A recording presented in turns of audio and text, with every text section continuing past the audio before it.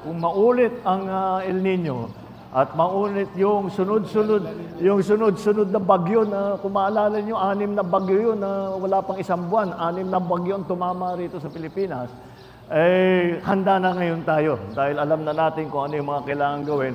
Nailagay na natin ang mga iba't ibang sistema sa DA, sa NFA at sa hanggang sa local level ay handa na tayo. Alam na namin yung aming kailangan gawin. Inayos na namin ang sistema para hindi naman masyadong mahirapan ang mga farmer natin.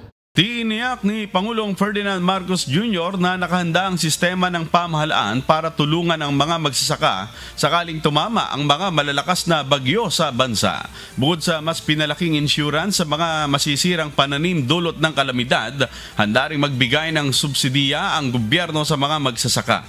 Samantala, kahapon nag-turnover ang Pangulo ng 16 na mobile soil laboratory na ikakalat sa iba't ibang rehiyon. Malaki ang maitutulong nito upang mabawasan ang gastos ng mga magsasaka sa kanilang pagtatanim.